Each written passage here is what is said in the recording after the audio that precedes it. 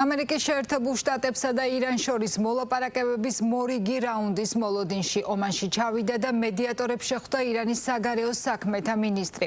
იმ შემთხვევაში თუ კი მხარეებს შორის შეხვედრა ჩაინიშნება, ამერიკის შეერთებული შტატების დელეგაციას სტივ უიტკოფი და ჯარედ კუშნერი უხელმძღვანელებენ.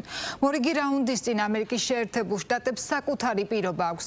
ვაშინგტონის სურვილია ირანმა საჯაროდ განაცხადოს, რომ ჰორმუზის სრუტე ღიაა და შეწყვიტოს კომერციული ხომალდებისთვის ცეცხლის გახსნა. მედია წერს, რომ ამერიკის შეერთებულმა შტატებმა ამ პირობის დასადასტურებლად ირანს 24 საათი მისცა. ვითარების განმუხტვის მცდელობის პარალელურად ირანის სულიერი ლიდერი აიათოლა ალი ხამენეის მკვლელობისთვის შურისძიებას აანონსებს. განაცხადის სისრულეში მოყვანის შემთხვევისთვის საკუთარი ინსტრუქციები აქვს ამერიკის შეერთებული შტატების პრეზიდენტსაც. სალომე თორაძის რეპორტაჟი. ირანის ახალი სულიერი ლიდერი მოჯტაბა ხამენეი პირობას დებს, რომ მამის აიათოლა ალი ხამენეის მკვლელობის გამო შურს იძიებს. მისივე თქმით, შურისძიება ერის მოთხოვნაა და ის აუცილებლად აღსრულდება. პირობას ვდებ, რომ შურს ვიძიებთ წამებული ლიდერის და ამ ორი ომის ყველა მოწამის უღირს მკვლელობაზე. ეს შურისძიება ჩვენი ერის ნებაა და აუცილებლად უნდა შესრულდეს. ეს დამნაშავეები, რომელთა სახელებით სრულადაა ჩამოთვლილი, საფლავში თან წაიღებენ საწოლში მშვიდად სიკვდილის სურვილს. მათ უნდა იცოდნენ, რომ ეს საკითხი ჩემს ან სხვა თანამდებობის პირების არსებობაზე არ არის დამოკიდებული. ვიქნებით თუ არა ეს შესრულდება და მალე მსოფლიოს ყველა თავისუფალი ადამიანი ამ ღვთაებრივი მისიის ნაწილს შეასრულებს. როგორც შეერთებული შტატების პრეზიდენტი ამბობს, ამ სიაში თავადაც დიდი ხანია ფიგურირებს. ჯერ კიდევ გენერალ ყასიმ სოლეიმანის განეიტრალების დროიდან, რის გამოც მან ინსტრუქციები დაუტოვა შეერთებულ შტატებს. მისი ლიკვიდაციის შემთხვევაში ირანს უზარმაზარი სამხედრო ძალით უპასუხონ.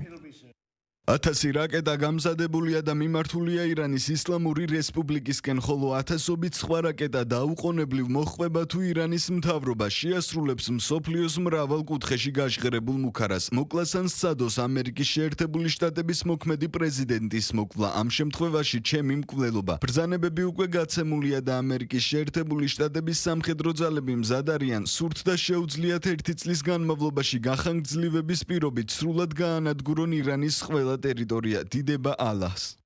პარალელურად კი დღეს იწურება ირანისთვის მიცემული 24 საათიანი ვადა, რომლის განმავლობაშიც თეირანს უნდა ეღიარებინა, რომ ჰორმუზის სრუტეში ბოლოდროინდელი ინციდენტი, ხომალდებისთვის ცეცხლის გახსნა შეცდომა იყო და დაედო პირობა, რომ ჰორმუზის სრუტე ყველასთვის ღია იქნება. როგორც ამის შესახებ ანონიმური წყაროების ცნობით, ირანელი მაღალჩინოსნები ტრამპის მრჩევლებთან პირად საუბრებში აღიარებენ და ცეცხლის გახსნის ინციდენტზე პასუხისგებლობას ერთ-ერთ ირანულ დაჯგუფებას აკისრებენ, რომლებიც მათივე თქმით უფრო ხისტ პოლიტიკასა და მოლაპარაკებების ჩაგდებას ემხრობიან.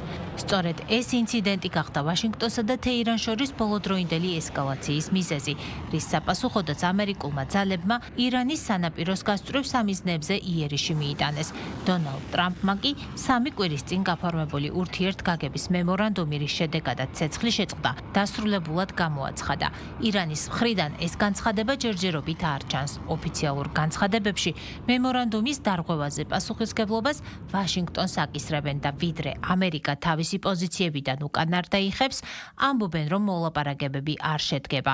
თუმცა ჰორმუზის სრუტეში ხომალდების უსაფრთხოდ მიმოსვლის საკითხის განსახილველად დღეს ომანის დედაქალაქ მასკატში ჩავიდა ირანის საგარეო საქმეთა მინისტრი აბას არაღჩი. მხარეებს შორის მოლაპარაკებების გასაგრძელებლად დიპლომატიურ ძალისხმევას არიშურებენ მედიატორი კატარი და საუდის არაბეთიც, რომლებიც მჭიდრო კავშირზე იმყოფებიან ვიცე-პრეზიდენტ ჯეიდი ვენსთან და სახელმწიფო მდივან მარკო რუბიოსთან.